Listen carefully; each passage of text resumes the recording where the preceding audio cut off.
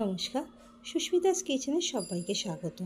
আজকে আমি তৈরি করে দেখাচ্ছি পনিরের একটা রেসিপি, পনিরের কোরমা। এখানে আমি 250 গ্রামের মতন পনির নিয়েছি। পনিরগুলোকে আমি একটু বড় সাইজেরই কিউব করে কেটে নেব। আপনারা চাইলে মিডিয়াম সাইজেরও পনিরগুলো কেটে নিতে পারেন। পনিরগুলো কাটা হয়ে গেলে আমি একটা জায়গায় রেখে দিচ্ছি। অন্যদিকে 3টে পেঁয়াজ দিয়ে নিয়েছি, সেগুলোকে ঝিরি করে কেটে নিয়েছি। একটা বাটির মধ্যে পেঁয়াজ আর তার সাথে মিডিয়াম সাইজের একটা টমেটো দিয়ে দিয়েছি, আর ঝাল অনুযায়ী কাঁচা লঙ্কা দিয়ে দিয়েছি। তার মধ্যে এলাচ, দারচিনি, লবঙ্গ আর সামান্য জল দিয়ে পেঁয়াজ আর টমেটোগুলোকে সেদ্ধ করে নেবো। তার মধ্যে একটা তেজপাতাও দিয়ে দিয়েছিলাম। কড়াইয়ের মধ্যে সামান্য তেল দিয়ে দিয়েছি। তেলটা গরম হয়ে গেলে পনিরগুলো ছেড়ে দেবো, আর তার মধ্যে সামান্য নুন দিয়েছি, লঙ্কার গুঁড়ো আর সামান্য হলুদ দেবো।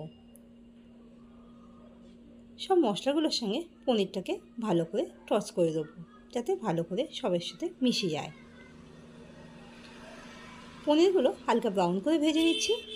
পনির ভাজার সময় যে তেলটা দিয়েছিলাম তার থেকে বেশ কিছুটা তেল আমি তুলে একটা জায়গায় রেখে দিচ্ছি। পনিরগুলো যতক্ষণ না ভাজা হচ্ছে ততক্ষণ আমি একটা মিশ্রণ তৈরি করে নিচ্ছি। মিক্সার জারের মধ্যে সেদ্ধ করে রাখা পেঁয়াজ, টমেটোর মিশ্রণটা দিয়ে একটা মিহি মিশ্রণ তৈরি করে নিয়েছি। অন্যদিকে 10-12টা আমন্ড ভেজে রেখে দিয়েছি।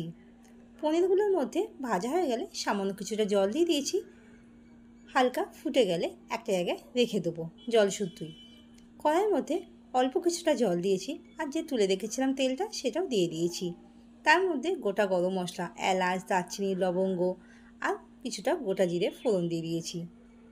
তার মধ্যে আদা আর রসুনের পেস্টটা দিয়ে হালকা নাড়াচাড়া করে নিচ্ছি। আর সেদ্ধ হয়ে রাখা যে পেঁয়াজের মিশ্রণটা দিয়েছিলাম সেটা কড়াইয়ের মধ্যে দিয়ে এলাম, আর মিশ্রণটার সাথে ভালো করে কিছুক্ষণ নাড়াচাড়া করে নিচ্ছি। মশলাটা যতক্ষণ না ভাজা হচ্ছে ততক্ষণ আমি একটা মিক্সার জারের মধ্যে ভিজিয়ে রাখা আমন্ডগুলো দিয়ে দিয়েছি জল থেকে তুলে, আর তার মধ্যে হাফ বাটির মতন দুধ দিয়ে দিয়েছি। মিশ্রণটা মিহি করে বেটে নিয়েছি। আর কড়াইয়ের মধ্যে হাফ চামচের মতন জিরের গুঁড়ো, হাফ চামচ ধনের গুঁড়ো, কালারের জন্য কাশ্মীরি রেড মির্চ ইউজ করছি। এই রান্নাতে আমি হলুদ ব্যবহার করব না, আর সামান্য চিনি দিচ্ছি টেস্টটা ব্যালেন্সের জন্য। সব মশলাগুলোকে বেশ কিছুক্ষণ ধরে কষিয়ে নেব।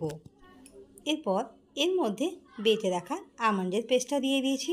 তারপর সব মশলাগুলোকে কিছুক্ষণ ধরে কষিয়ে নিচ্ছি যতক্ষণ না মশলা থেকে তেল ছেড়ে আসে, আর তার মধ্যে স্বাদ মতন নুন অ্যাড করে দিয়েছি, আর অল্প কিছুটা কসুরি মেথি দিয়েছি। হালকা কিছুক্ষণ নাড়াচাড়া করে নিয়ে তার মধ্যে বাটি ধুয়ে রাখা জলটা দিয়ে দিয়েছি। আমি এখানে বেশি জল ইউজ করিনি। আর তার মধ্যে পনিরগুলো দিয়ে দিয়েছি, আর যে পনিরগুলোর সাথে জলটা ছিল সেই জলটাও দিয়ে দিয়েছি। তারপর নাড়াচাড়া করে সামান্য নুন দিয়ে দিয়েছিলাম। ঢাকা দিয়ে লো ফ্লেমে 2 থেকে 3 মিনিটের জন্য গ্রেভিটা ফুটতে দিয়েছি।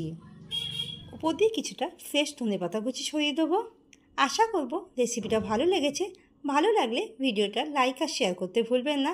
আর আমার চ্যানেলে নতুন বন্ধু হয়ে থাকলে প্লিজ চ্যানেলটিকে সাবস্ক্রাইব করানো রইল। সার্ভ করব গরম ভাত, লুচি, পরোটা বা নানের সাথে। ধন্যবাদ পাশে থাকার জন্য।